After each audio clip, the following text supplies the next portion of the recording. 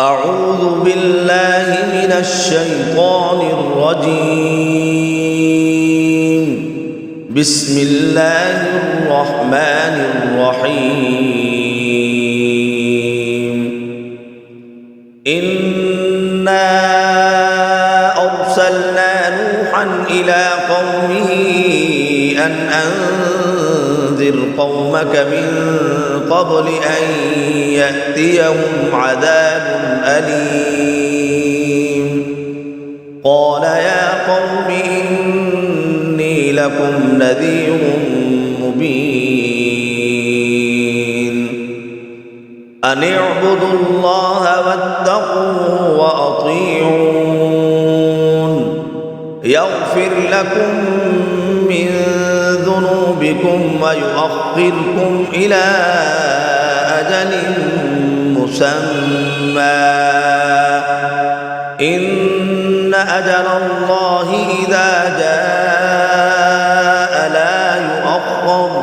لو كنتم تعلمون.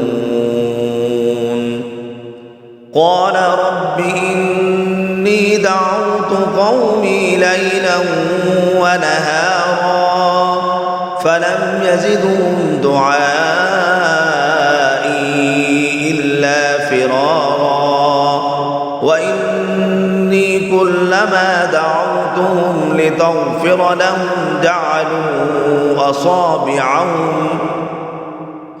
جعلوا أصابعهم في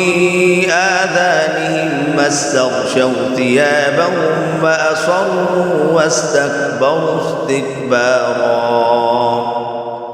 ثم إني دعوتهم جهارا ثم إني أعلنت لهم وأسررت لهم إسرارا. فقلت استغفروا ربكم إنه كان غفارا يرسل السماء عليكم مدرارا ويمددكم بأموال وبنين ويجعل لكم جنات ويجعل لكم أنهارا. ما لكم لا ترجون لله وقارا وقد خلقكم أطوارا. ألم تروا كيف خلق الله 7 سماوات طباقا وجعل القمر فيهن نورا وجعل الشمس سراجا والله أنبتكم من الأرض نباتا ثم يعيدكم فيها ويخرجكم إخراجا والله جعل لكم الأرض بساطا لتسلكوا منها سبلا فجاجا. قال نوح رب إنهم عصوني واتبعوا من لم يزدوا ماله وولده إلا خسارا ومكروا مكرا كبارا وقالوا لا تذرن آلهتكم ولا تذرن ودا ولا سواعا ولا يغوث ويعوق ونسرا وقد أضلوا كثيرا ولا تزد الظالمين إلا ضلالا. مما خطيئاتهم أغرقوا فأدخلوا نارا فلم يجدوا لهم من دون الله أنصارا. وقال نوح رب لا تذر على الأرض من الكافرين الكافرين ديارا إنك إن تذرهم يضلوا عبادك ولا يلدوا إلا فاجرا كفارا رب اغفر لي ولوالدي ولمن دخل بيتي مؤمنا وللمؤمنين والمؤمنات ولا تزد الظالمين إلا تبارا. بسم الله الرحمن الرحيم قل أوحي إلي أنه استمع نفر من الجن فقالوا إنا سمعنا قرآنا عجبا يهدي إلى الرشد فآمنا به ولن نشرك بربنا أحدا وأنه تعالى جد ربنا ما اتخذ صاحبة ولا ولدا وأنه كان يقول سفيهنا على الله شططا وأنا ظننا أن لن تقول الإنس والجن على الله كذبا وأنه كان رجال من الإنس يعوذون برجال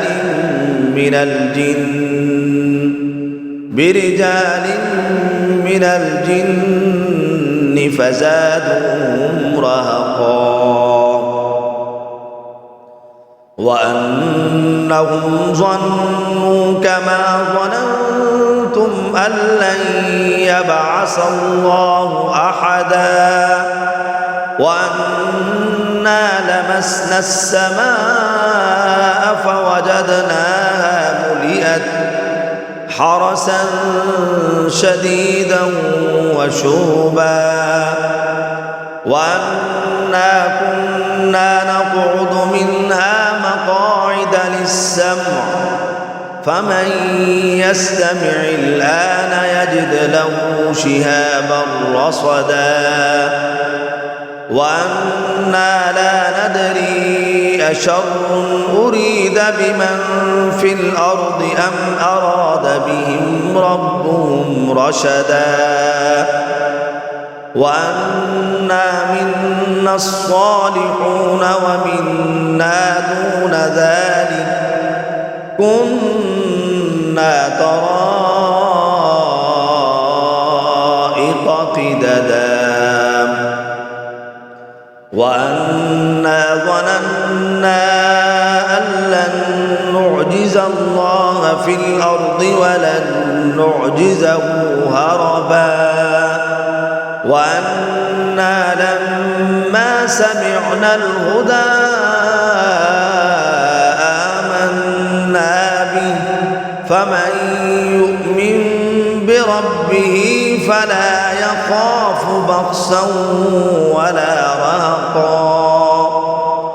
وأنا منا المسلمون ومنا القاسطون فمن أسلم فأولئك تحروا رشدا وأما القاسطون فكانوا لجهنم حطبا وأن لم استقاموا على الطريقة لأسقيناهم ماء غدقا لنفتنهم فيه ومن يعرض عن ذكر ربه يسلكه عذابا صعدا وأن المساجد لله فلا تدعوا مع الله أحدا وأن أنه لما قام عبد الله يدعوه كادوا يكونون عليه لبدا قل إنما أدعو ربي ولا أشرك به أحدا قل إني لا أملك لكم ضرا ولا رشدا قل إني لن يجيرني من الله أحد ولن أجد من دونه